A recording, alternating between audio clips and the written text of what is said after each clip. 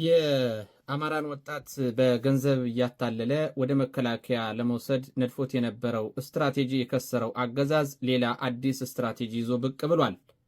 ክቡራትና ክቡራን አድማጭ ተመልካቾች እንዴት አላችሁ? ይህንን መረጃ እንደሚከተለው ላቀርብላችሁ። አዲሱ የአማራ ብልጽግና ወይም የብአዴን ወጣቱን የማጥመጃ መንገድ ወጣቱን ስራ እንፈጥርላችኋለን፣ በእያንዳንዳችሁ አካውንት 80 ሺህ ብር እናስገባለን፣ 5 እየሆናችሁ እየተደራጃችሁ የአካባቢያችሁን ሰላምና ደህንነት እናንተ መጠበቅ ይኖርባችኋል። ይህንን ሰላም ካስጠበቃችሁ በተሰጣችሁ ገንዘብ ተደራጅታችሁ የምትፈልጉትን ቢዝነስ እንድትሰሩ ቦታና ማለት መስሪያ ቦታና ልዩ ልዩ ጥቅማጥቅሞችን ለእናንተ አዘጋጅተናል በሚል በከፍተኛ ሁኔታ ሲንቀሳቀስ ቆይቶ የተወሰኑ ጥቂት ወጣቶችን አታሎ ቢወስድም በበቂ ሁኔታ የሚፈልገውን ቁጥር ሊያሟላ አልቻለም። በተለያዩ የአገሪቱ የመከላከያ ሰራዊት ማሰልጠኛ ተቋማት ሳያቋርጥ እያሰለጠነ የሚገኙ አገዛዙ በተለይም ላለፉት 4 ዓመታት ማለት ነው በደቡብ በአስገዳጅ ሁኔታ ወጣቱን ሰብስቦ በየአካባቢው ካስፈጀና ከጨረሰ በኋላ ቀሪው በግድ ወደ መከላከያ እንዲገባ የተፈረደበት የአማራ ወጣት በተለያየ መንገድ ሲታለል፣ አንድ ጊዜ በሚሊሻ፣ አንድ ጊዜ በአድማ በተና፣ አንድ ጊዜ በስራ ፈላጊ ወጣት በተለያየ መንገድ ሲታለል ከቆየ በኋላ አሁን ደግሞ በይፋ አይኑን አፍጥጦ ጥርሱን አግጥጦ አዲስ ስትራቴጂ ነድፎ መጥቷል። ይኸውም ምንድን ነው? ራሳቸው በአደባባይ እንደመሰከሩት በተለያዩ የክልሉ ከተሞች በዚህ እሁድ ቅዳሜና ባለፈው ሳምንት ለሁለት ተከታታይ ሳምንታት ባደረጉት ህዝባዊ ስብሰባ በአደባባይ በተመሳሳይ ድምፀት የገለጹት ወጣቱን ለማፈስ ይመቻቸው ዘንድ ምንድን ነው ያሉት? ሌባ በዝቷል፣ ይህንን ሌባ ልናጠፋ በቅርቡ እንቅስቃሴ እንጀምራለን፣ ልጆቻችሁን ቤት ውስጥ አስቀምጧቸው፣ ይህንን ሌባ ልናጠፋ ስንንቀሳቀስ በጣም በርካታ ወጣቶች ሊታፈሱ ስለሚችሉ ብታሳርፏቸው ጥሩ ነው የሚል የቅድመ ምልክት ወይም ለእኔ ቅድመ ምልክት ነው የምለው አሳይቷል ማለት ነው። በቻይንኛው ሲተረጎም በየከተማው ሌባ በዝቷል፣ ዘራፊ በዝቷል በሚል አመክንዮ ወጣቱን እያፈስን ወደ መከላከያ እናስገባዋለን።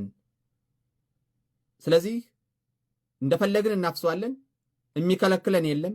ይህን ደግሞ ከዚህ በፊት አድርገነዋል። ያው አድርገውትም ነበር ታስታውሳላችሁ። በዋናነት ባህር ዳር፣ ዳንግላ፣ ጎንደር፣ አዘዞ፣ ደብረ ታቦር፣ ደሴ፣ ኮምቦልቻ፣ ደብረ ብርሃን እና ወልዲያ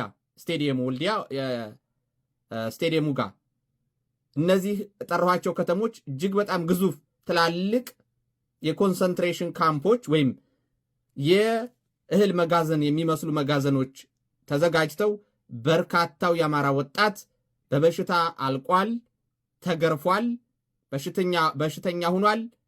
ምን ያክል ከፍተኛ የሆነ የስነ ልቦና ኪሳራ በአማራ ወጣት ላይ እንደደረሰ ለቀባሪው ማርዳት ነው። አሁን ያንን አያደርጉም። ወጣቱን ያፍሳሉ፣ አፍሰው ወደ መከላከያ ይወስዳሉ። ስለዚህ መላው የአማራ ወጣት ራሱን መጠበቅ ይኖርበታል። በግልጽ ነው የተናገሩት። ሌባ በዝቷል። አዎ ሌባ በዝቷል። ሌቦቹ ራሳቸው ናቸው።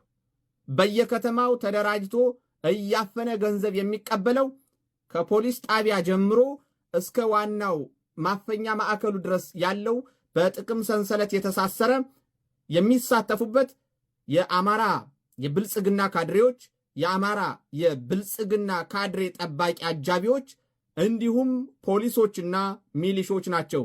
ተደራጅተው ከላይ እስከታች በጥቅም ተሳስረው ህዝብ እያፈኑ ገንዘብ እየተቀበሉ ያሉት። ለዚህ ማስረጃው ከ3 ወር በፊት ባህር ዳር ላይ የሆነን ባለሀብት አግተው ሲያዙ፣ አጋቾች ሲያዙ እገል የሚባል የባህር ዳር ከተማ ቀበሌ 9 ፖሊስ ጣቢያ ኃላፊ ነው እንድናግተው ትእዛዝ የሰጠን፣ መሳሪያውን፣ ተተኳሹን፣ ስልጠናውን ሁሉ ያዘጋጀልን ይሄ ግለሰብ ነው ብለው ምስክርነት ሲሰጡ ከፖሊስ ጣቢያ የመጣ ፖሊስ እነዚያን 2 ወጣቶችን ባህር ዳር ከተማ አደባባይ ላይ ነው የረሸናቸው።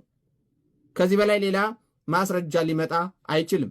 በተጨባጭ እንደዚሁ ደብረ ማርቆስ ላይ ሲያፍኑ የነበሩ 2 የሚሊሻ አባላት እርምጃ ከተወሰደባቸው ምናልባት 3 ወር አካባቢ ነው። ዛሬ ይህን ፕሮግራም እየሰራሁት ያለበት ዕለት ጥቅምት 16 ቀን 2018 ዓመተ ምህረት ነው። ስለዚህ ከጥቅምት ወደ ኋላ 3 ወር ቁጠሩ። ባህር ዳር ላይ የተሰራውን ታዩታላችሁ። ደብረ ማርቆስ በተመሳሳይ በርካታ አካባቢዎች ይሄ ስራ እየተሰራ ያለው በራሱ በአገዛዙ የጸጥታ ቡድን ወይም በአገዛዙ በጥቅም የተደራጁ ጸረ አማራዎች ስብስብ ነው። ራሱ ያግታል፣ ራሱ ገንዘብ ይቀበላል፣ ራሱ ይዘርፋል፣ ራሱ ይቀማል። ከዛ የአማራን ወጣት በዛ እያሳበበ ያፍሳል። ይሄ ቀላል እጅግ በጣም የወረደ ሲምፕል ካልኩሌሽን ነው። ስለዚህ የአማራ ወጣት ያለህ አማራጭ አንድና አንድ ራስህን መከላከል ነው። ይህንን ያገዛዙን ነውር እኛ ስናጋልጥ ለሌሎቹ እንዲደርስ ደግሞ ምንም ብትሳደቡም ከስድብ ጋር ቢሆን ፎሎውን ባታደርጉም ችግር የለም፣ ብቻ ሸር አድርጉት። የፈለጋችሁትን ያክል ተሳደቡ። ብቻ ግን የምንፈልገው መረጃው ለወጣቱ እንዲደርስ ሸር መደረጉን ነው። ሸር ስለምታደርጉት ደግሞ ሸር ለምታደርጉ ተከታታዮቻችን እናመሰግናለን። ለዛሬው ይሄ ነበር መልእክታችን።